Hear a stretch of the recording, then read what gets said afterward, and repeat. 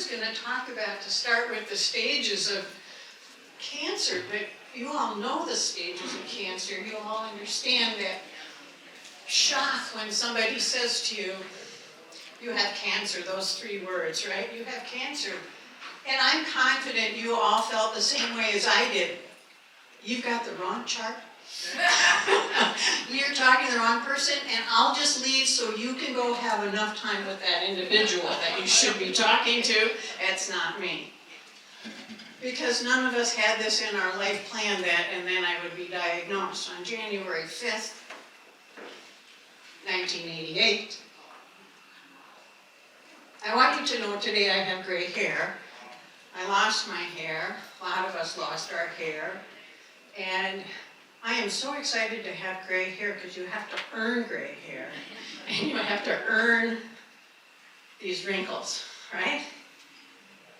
And so when people complain about I'm getting older and I'm getting gray hair, I'm like, look, you should be so happy that you have it, right? Okay, so that's that first stage, right? That shock. And the first thing is, we all think, especially when we hear ovarian cancer, my death is right here. And then you take an inhale. You know what? I cried. Somebody said I'm not a crier, and I watched her cry. I am a crier, so we'll be crying through this. And then you have to learn about treatment, right? I mean, this wonderful person just talked to us about incredible clinical trials, and what a gift. And it's real difficult decision making. One time I said to my oncologist, if you really wanted a Christmas card from me, I would have been happy to send it to you anonymously. I did not need to meet you. But then we meet these remarkable people, right? This team that cares about us and really wants to figure out how to make our own treatment plan. So then we get into that phase of treatment becomes the routine. And it's just part of life.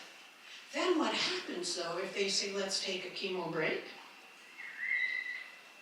Let's stop for a minute?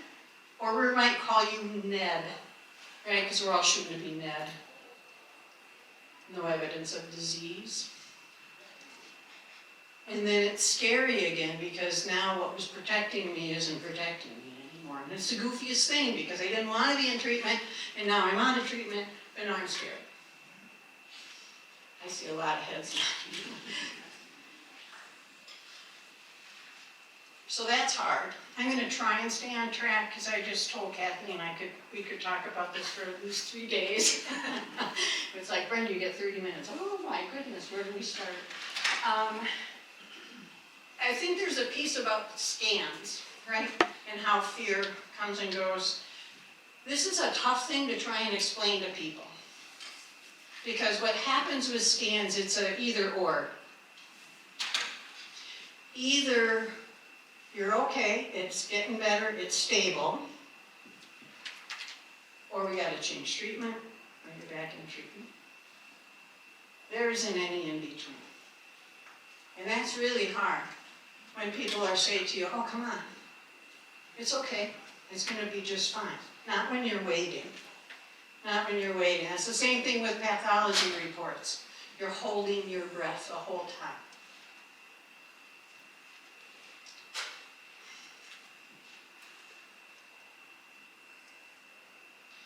Oh yeah, then there's recurrence, right? And the fear of recurrence. And if I'm not in treatment, and I'm wondering about recurrence happening down here, but what happens when here today I'm living? And people say to me all the time, but Brenda, what if the other shoe drops? What if? My comment to them is, it will. Stop waiting. When it comes down here, whatever that shoe is, then there's going to be information about what that is. And we're going to have this amazing team that's going to help you know what to do with it. But over here, when I'm thinking about my future and what's going to happen, all I can think about is the worst things, and I can't put my mind around it because it's not now. So I want you to stop thinking about what about down there. I want you to be here now. That's actually a pretty good book. One of the ways that I think about cancer is, I think that we all have this beach ball around us. And there's slices of your life around you, you know? It's like, okay, Brenda, forward, the slice of my life. That's the mom back there with the baby. Which is so nice to hear that voice. And then we shuffle it, now you go to work, right? And you have all these different slices. Well, then what happened is when we were diagnosed, that beach ball got popped. And I remember mine was on the floor. And they handed me this new slice called Ovarian cancer stage 4. And we had to figure out, all of us, whether we are the cancer patient or we are the support team, how do we stitch that into our life? And it's this big giant slice, right? For me, it was huge. It took up 3/4 of my life. And the rest of your life is little teeny slice behind you. And it expands and contracts, right? That slice. So once we're in the rhythm, it's there. And then we're waiting for results.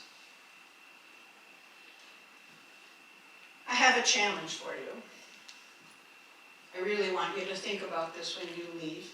I want you to think about your beach ball and really think about it as a pie, French silk.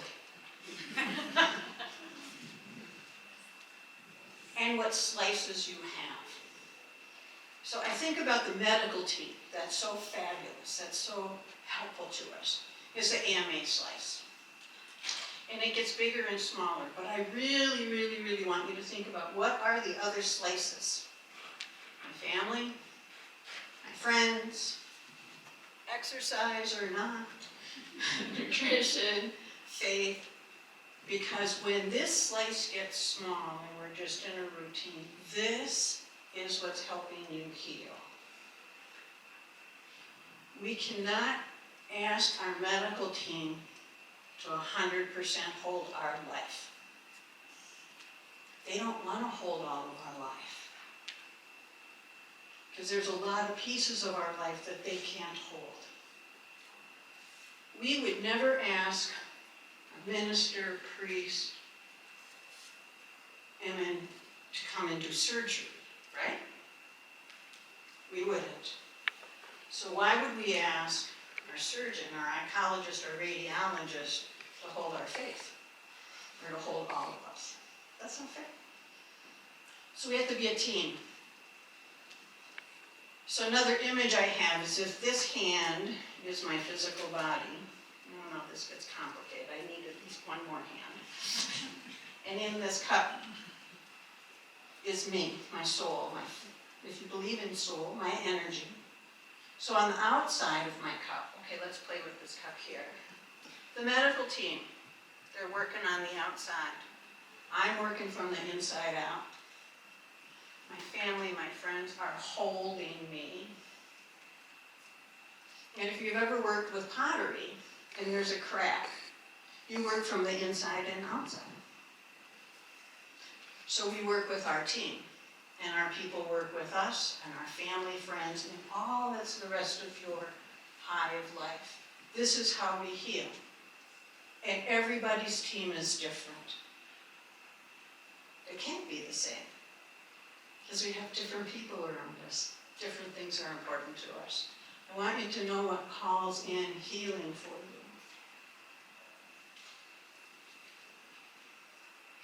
In Japan, if a pottery is broken, they put it together and somebody's nodding their head. She was just, do you know what they call it? Wabi-sabi? Wabi-sabi. They put gold in it and put it back together. It makes it more beautiful and it makes the vessel bigger. That's what we're doing here.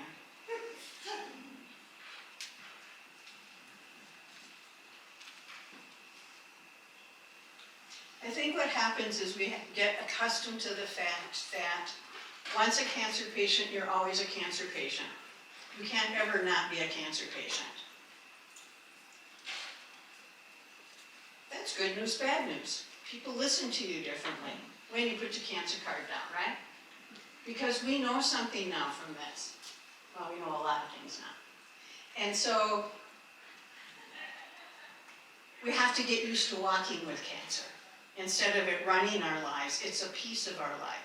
And part of the change is, when we first were in shock and people first started responding to us, it was like we had this big giant C on our forehead, and all people could do was see us as cancer patients. And then once we're living with cancer, this is the piece about living with it and walking with it, is that slice, a lot of times I want to have it in the back. So I can be with my friends and I can hear what's going on in your life, right? Because when we're actually in friendship with each other, we care about what's going on with each other's lives. But if what happens because I'm a cancer patient, they won't share with me what's going on with them. And that feels like they're just waiting for me to die. Because all they're focusing at is the fact that I'm a cancer patient. As the cancer patient, you're in charge. Please tell people Brenda said so. Okay? Because I will back you up every time. And how you're in charge is you get to tell people, I want to talk about it today, or I don't want to talk about it today. Because it can't always be out there. It can't be the center point of everybody's conversation. That's too much. And it makes it so we're not living. It's the only thing that's going on.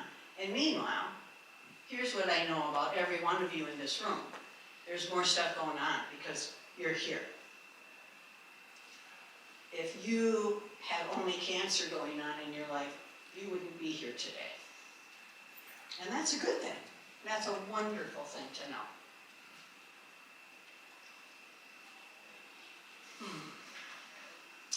I want to talk to you about just think positive. I had a woman that I was working with this week, and she just learned that from her scans that her treatment's not working. So they're next week going to talk about what treatment to go with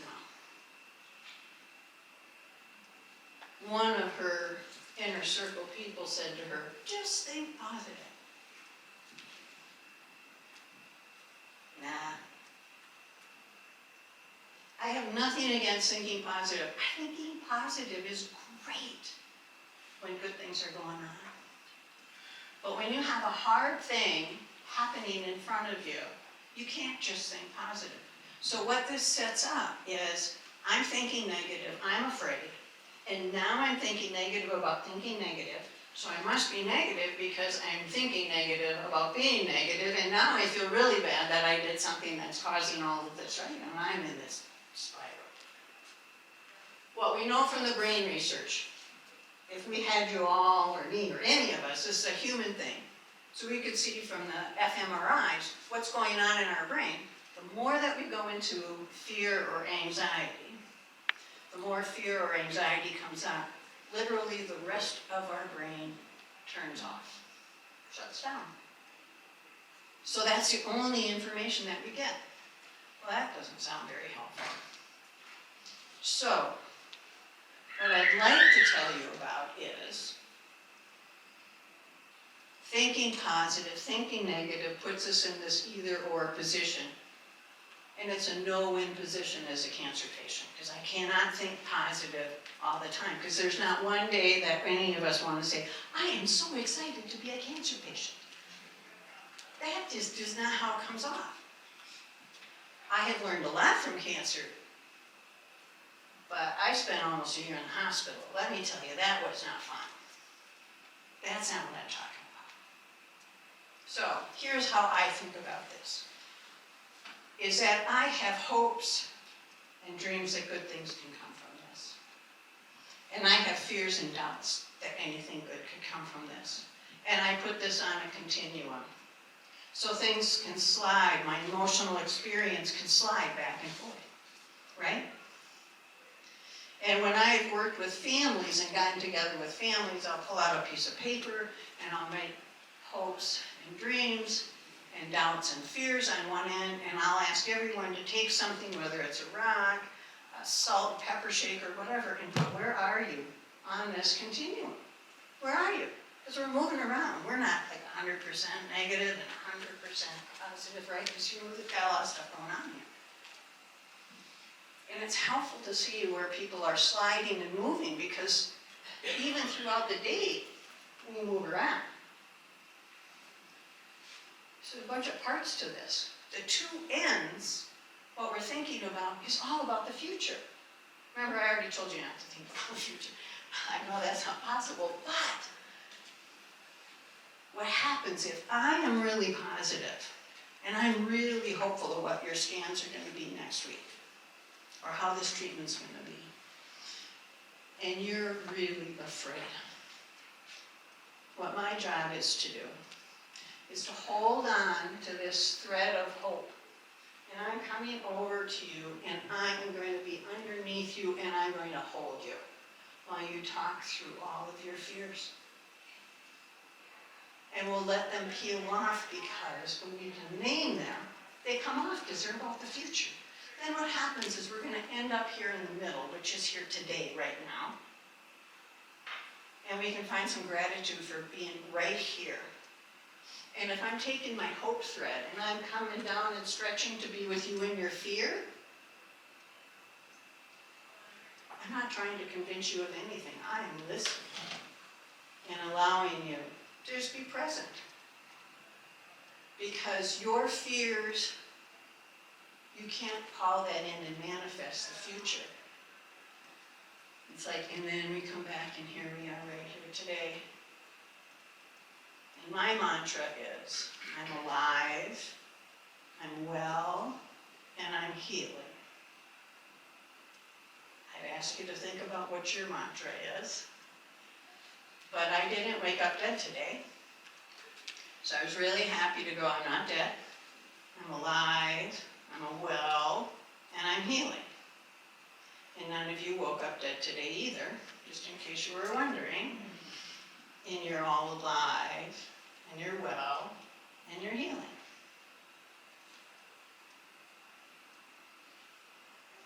And I need the hopes and dreams and the doubts and fears to all be a part of my life.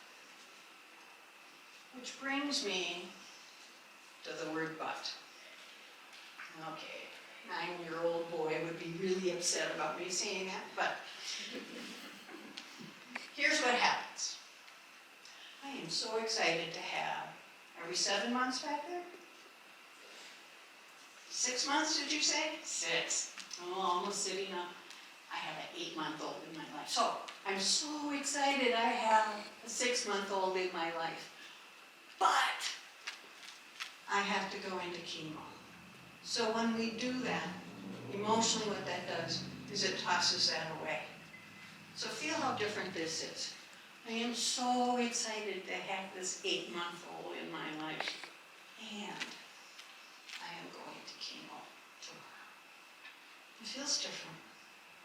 They hold each other. It's a full life. So I can have joy, and I can have fear. I can be excited about something, and I can be scared. I can be mad about something happening, and confused about it, and I can feel confident about other parts of my life. And now I have a whole life again. How are we doing? You're all so serious looking at me. I feel like I should sing that song, Let's Get Serious, but I will save you from that. Somebody talked about glimmer, right? Because we were just talking about finding the glimmers. This is a courageous thing that we're doing as cancer patients, and it's a piece of vulnerability. So I'm going to read something to you because I looked up Brene Brown's definition of vulnerability. And I love Brene Brown partly because she's a social worker like me. But She's so fantastic because she researches definitions of words and how do they impact us in life, right? Here's what she says about vulnerability. Vulnerability is not winning or losing. It's having the courage to show up and be seen when we have no control over the outcome. Vulnerability is not a weakness. It's our greatest measure of courage. It takes incredible courage to be a cancer patient and keep walking. What that courage and vulnerability does is it shows us how to have courage and compassion for ourselves. First and foremost, self-compassion. Self-compassion is really important because what we know is we didn't cause this cancer, right? We all know that we didn't cause cancer, right? Okay, I need to see some nodding heads, please. People get stuck on that one. What did I do to cause it? Because our brain wants to understand how did this happen. And so we'll come up with stories. I had one of my best friends tell me, oh, you're by the ammunition plant, and that's what gave you cancer. Yeah, it's just like, well, why did nobody else in my family get cancer? You know, I mean, it's just all kind of crazy making, right? So the self-compassion is, I didn't cause this, and I'm doing the very best that I can. That's a really important thing too, is I'm doing the best that I can, and I love my vessel. Thank you. I love this. I'm working with you very much. I'm working to help you heal and do a really great job of walking every day, getting up. From that self-compassion and that courage, we get to think about what does cancer bring to us, okay?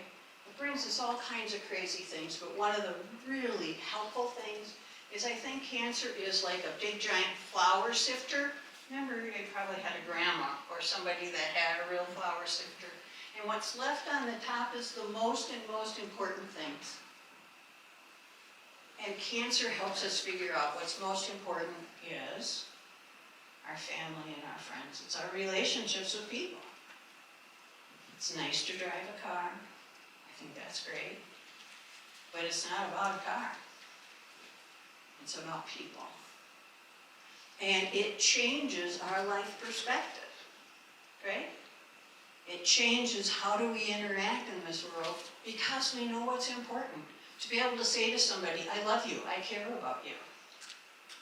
Now when I was diagnosed, I was a chunk of change younger, and so was everybody else in my family. But we were a really great northern Minnesota family. Hugged like this, you know? Yeah, like that. Now, we hug like this, and almost everybody says, I love you. Out loud, by the way, out loud. When you first meet each other and when you say goodbye, on the phone, love you, love you. Because there's this part about recognizing life is really, really precious. And we have it today. Remember, I'm alive, I'm well, and I'm healing. That's what we're doing today, is that we're all alive, and we're well, and we're healing. So I'm so fortunate to know you. I'm so fortunate to have you in my family. I'm so happy and fortunate that you are supporting my healing bubble, right? You are one of my slices of time that holds me and helps me every single day. Whether you even know it or not, you send me a text, thank you. 30-year-olds that send text, right? So here's one other thing that I want you to, I don't know how I'm going to do this one. I think about these kinds of experiences that come as twisted gifts. Is that twisted gifts are, they come in incredibly painful, like you have cancer. And when we do healing work, now let's see what she can do, is you turn it over, and there's opportunities that only come because of what started. Okay? So, what I just said about my family changing is a twisted gift, right? My family became much more overt about feelings and emotions because they too were told that I was going to die. I still haunt them with that. It's like, I'm still here to bug you. But it's a twisted gift. Twisted gift, meeting these incredible people that help us on our healing paths. Those nurses, by the way, they hold our lives. They're incredible. I love the docs, that's not a question. And how about MOCA? These people. They grab our hearts, right? And the researchers, I've had the opportunity to work with some of the researchers. They're amazing, their commitment to all of us to try and help us get diagnosed sooner, better treatment, survive longer.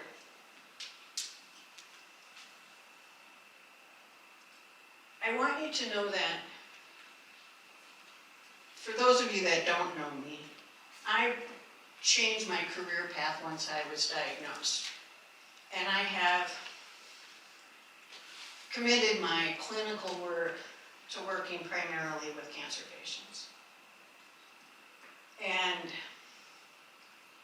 that's one of the twisted gifts that I've had, is when somebody comes into my office and they're newly diagnosed, or they've had a recurrence, or they're afraid, they don't know how to talk to their family about whatever, right? That I can sit down and say, I get that. Not that it's the same, because none of us have the same story, but what a twisted gift. You know, I thought I wanted to be a professor. That's fun. But I am so happy to be able to sit down with cancer patients and have somebody that can say back to them, I understand what that means when you're sitting with oncologists, and they keep talking, and all you're thinking about is, I have cancer? And they think afterwards that you understand what they said, but you didn't hear any of it.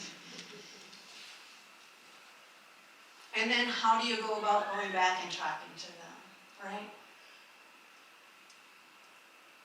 I feel very fortunate that I've been able to do that with people and have that walk.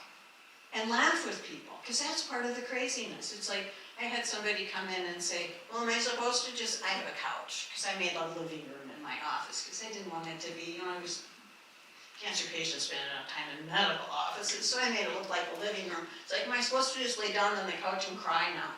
I was like, if you would like, feel free. But we laugh a lot, because that's important too. Because remember, we're talking about living. That's that whole beach ball thing. Is where's the fun section in your life?